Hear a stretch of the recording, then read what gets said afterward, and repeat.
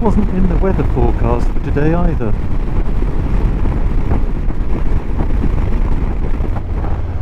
Morning folks, start of day 7. This little campsite, very nice it was too.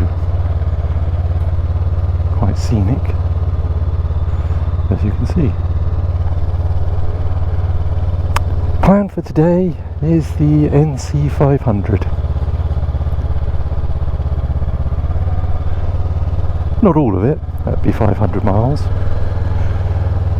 And I'm not quite sure what all the roads are like. But maybe a third, maybe 150, 170 miles. I don't know yet. We'll see how it goes. I'm not rushing. On the right hand side is Bewley Firth. That's what the campsite was next to. Bewley Firth. But this is lovely.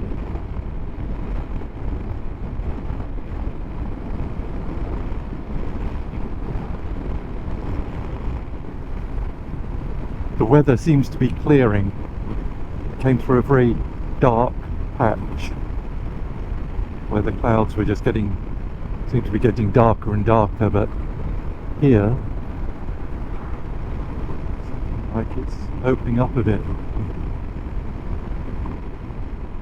Just past a sign for Junnagroats being 100 miles, and the sun has truly come out. Very grey clouds behind that.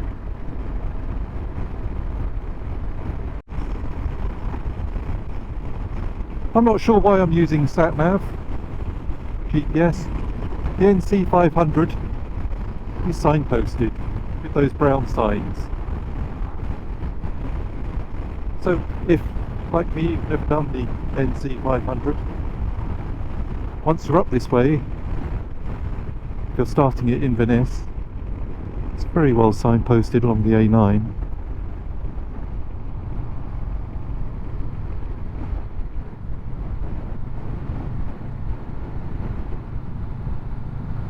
NC500.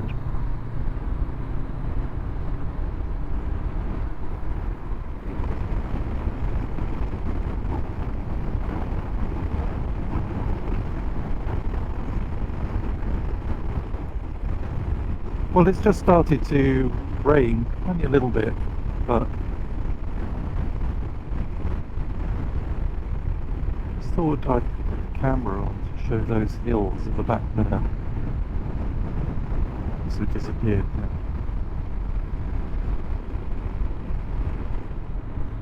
Otters for 1 3/4 miles, it said there.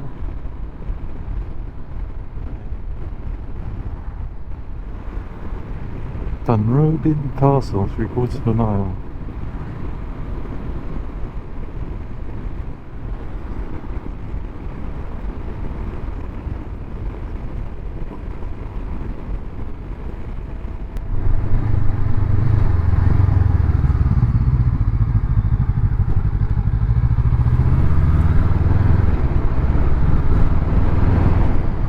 Oh, that's quite elaborate, isn't it?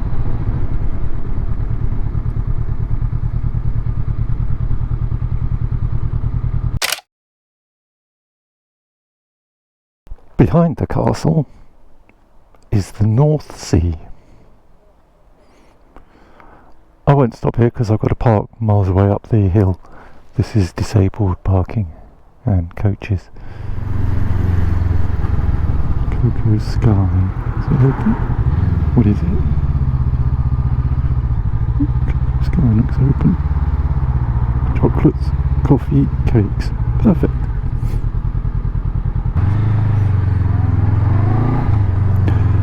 So just stopped for a very nice cup of coffee and a slice of cake in Little Cocoa Sky cafeteria. Very pleasant indeed on the A9.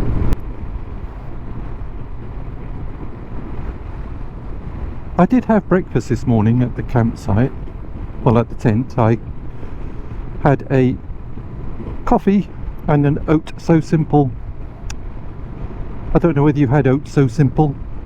You just add hot or boiling or hot water to a little pot of oats, leave it for 5 minutes, and it turns into a bit of a gloopy mess if you're not careful. If you get the consistency right though, it's quite nice and warming. And I just did that on my little generic camping stove thing, gas burner, and that was very pleasant too. It is nice being able to follow a coastline. In so many places now you can't actually do it because of hotels and such things. On my trip around Europe, I discovered that some of the coastline places were just so privatised now you could get nowhere near them. So this is very pleasant indeed. Every now and again you can get a glimpse of the beach, but of course it's disappeared behind the gorse.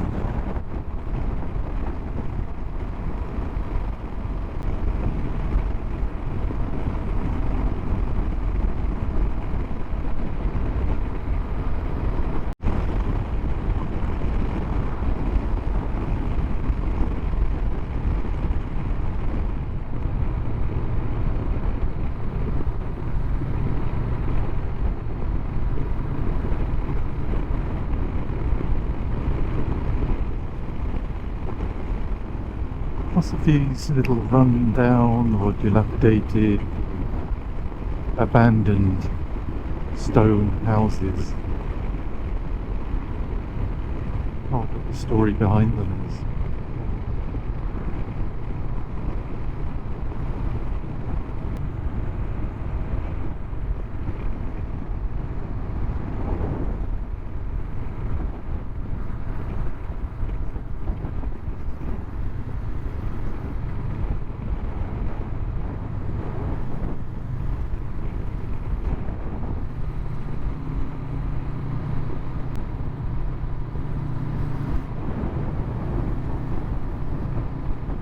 There was a sign there, bed and breakfast, all welcome, and it had illustration of a bicycle and a motorcycle.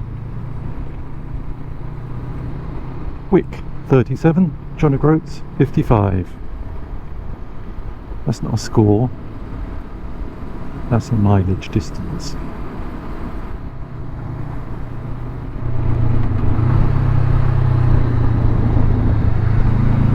NC500.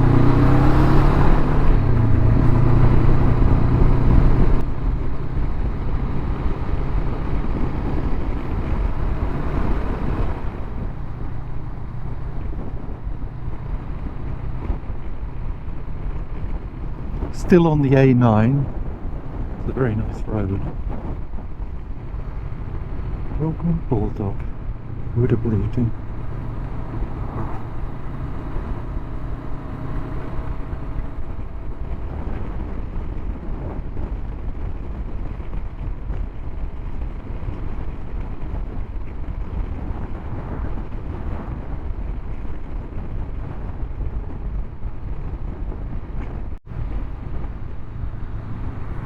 Still en route for the NC500, as you would hope, given that it's been following the coast.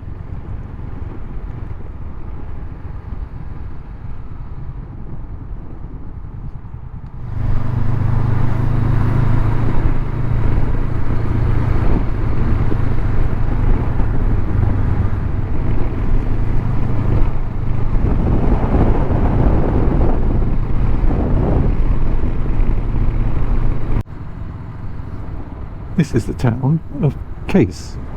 Keis? K-E-I-S-S. Oh, that was it.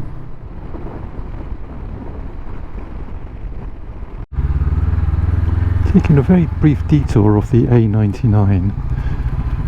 There seem to be these little monuments or something built. I don't know what they are. So I'll go and have a look. About 7 miles before John O'Groats, if you're interested. Go and have a look.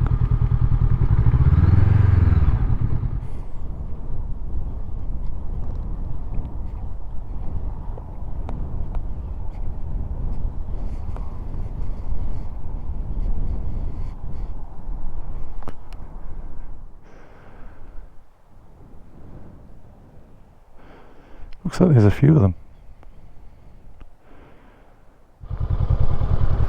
Well, interesting little diversion. There was an information sign about it being the most historical, or most important archaeological historical site in Scotland around here, where ancient dwellings were found. John Groats guest house. John O'Groats. Probably a bit of an obligatory photo opportunity to be had at John O'Groats.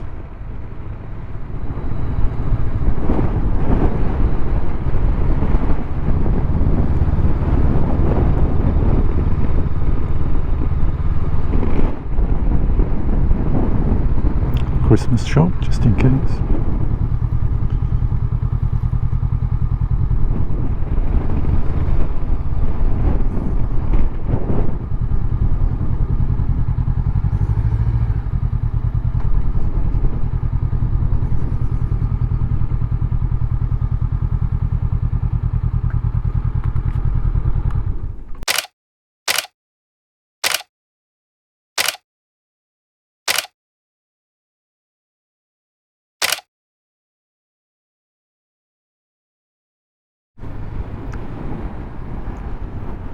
Well, that was John O'Groats.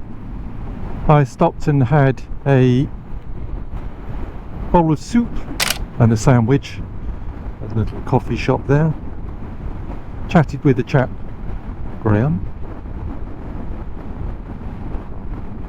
near Heathrow apparently, and he had a few days off, so he took his bike down to Land's End, got to Land's End and thought, well, I'm going to go to John O'Groats now, which is where he was. Well, I thought I'd stop at Castle May, M-E-Y, have a look there, but Castle and Grounds closed, so we better not go down there after all. Bit of a shame.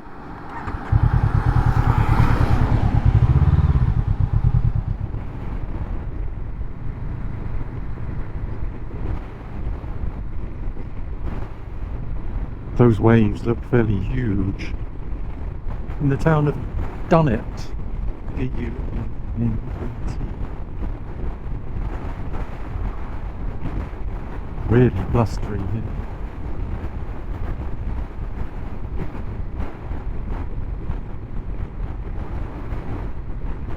Dunes.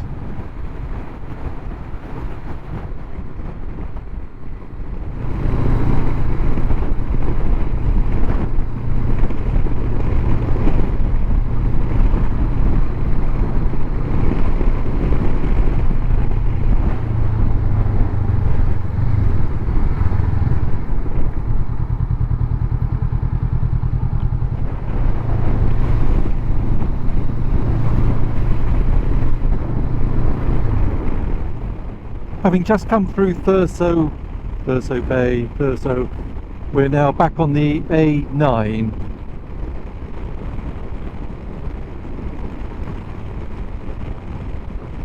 Although the thing on Garmin says it's still the A836. Well, yes, leading to the A9.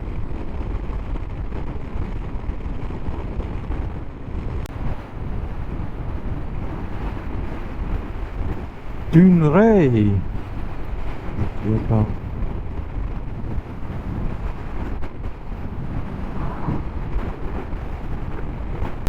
It's got really bleak. It's about 3 o'clock in the afternoon. It's getting dark, but the rain is just horrendous, and it's very windy here on these sort of moors. Heather type moors. Don't know whether you can hear me, but battery on the GoPro has run out and it's too wet to change it, so continue. Just come through an absolute deluge up on the moors, which wasn't very pleasing, I must say, so rather wet now. It was very, very heavy rain, very strong winds, nowhere really to pull over, because I was considering sticking my oversuit on. It's too late now, but we'll continue, and it seems to have stopped for a while. GoPro battery ran out, of course, so I took a bit of footage on the cam park. I don't know whether it will have come out.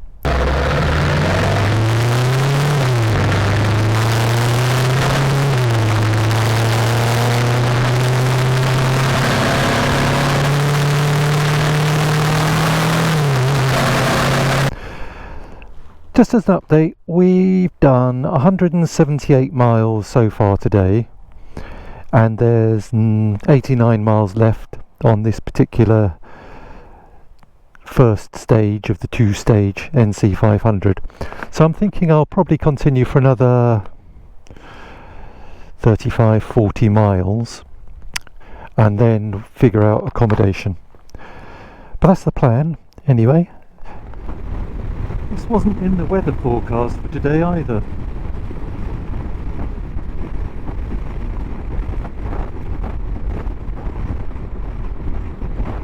Otherwise, if it hadn't been, I would have been tempted to stay put where I was in that campsite.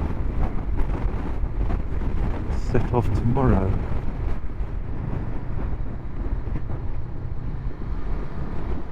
Going to try and stop just to have a look at this on the right hand side. Got a big bay.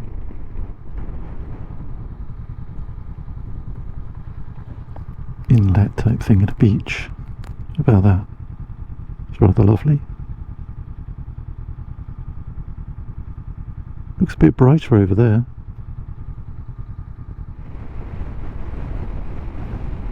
Very picturesque.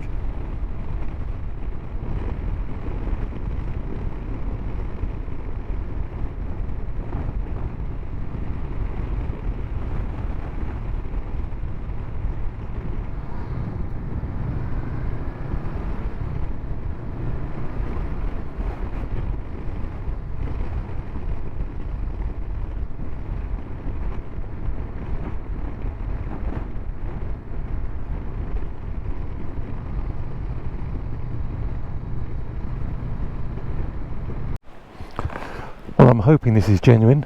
There's a little sign there saying petrol available 24 hours a day, card payments only, and I've gone on to reserve, and I don't know when the next big town is, so it wasn't a very big sign. It's just a little wooden sign, and because of all the rain the GoPro sort of froze. Otherwise I would have shown it on entry.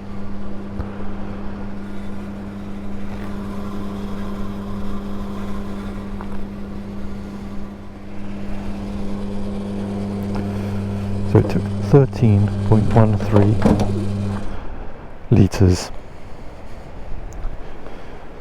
I think that probably leaves me 4 litres in reserve.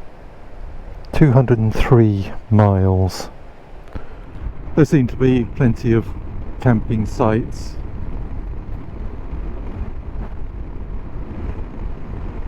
And if there's not, apparently I can camp anywhere anyway.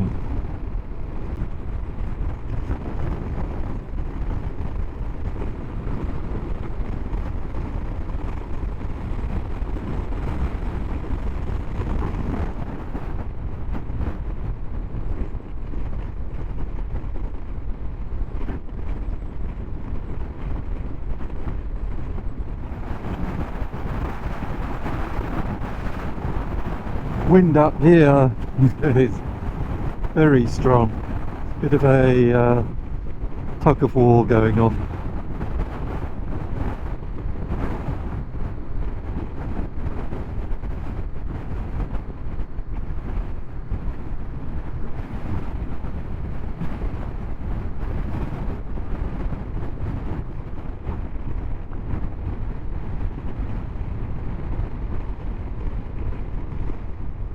Glorious that is.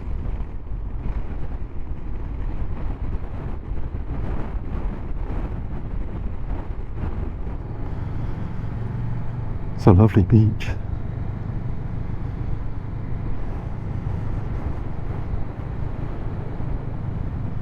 And a zip line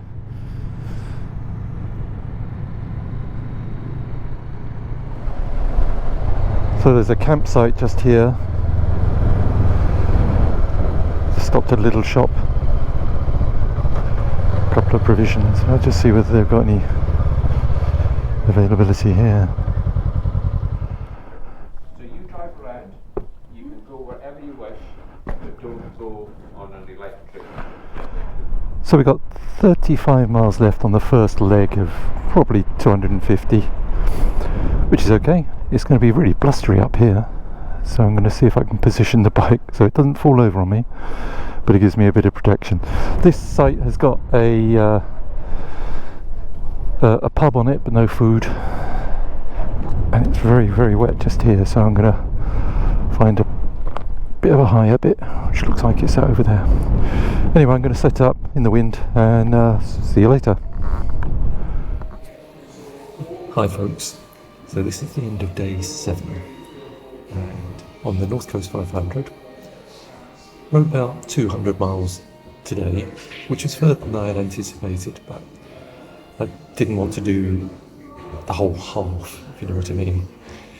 And the roads have been fabulous, the scenery stunning, the weather, oh my. It's just been drizzly and cloud cover and then drizzle, then really heavy rain. And when I was putting Buckinghamshire pallets up at the tent at the campsite, so that's my tent, the Vango Tryfan 300, it kept wanting to blow away, and it was very, very difficult to put up. But it's up now, I think. Normally I unpack into the tent, there's plenty of room in this 3-person tent, as you'd expect, but tonight I've just taken the bare essentials out, parked the bike so that it blocks the wind because it's blowing a real hoolie where I am. This campsite is right on the North Sea coastline. It's a lovely, lovely campsite. I'm in the pub at the moment, just having a what I'd like to call a well-deserved pint. They serve food and peanuts. But that's the end of day 7, as I say. Really enjoyable day, weather aside, the scenery and the quality of the roads, worth it. Anyway, I'll let you get back to your day. I'm just hoping my tent survives the night. If not, I have found there's a little camper's kitchen area that I may well have to sneak into overnight. But I'll see you in the morning, give an update exactly where we are and what the plan is. Well, basically is continue with the NC500. Anyway, I'll just say bye for now.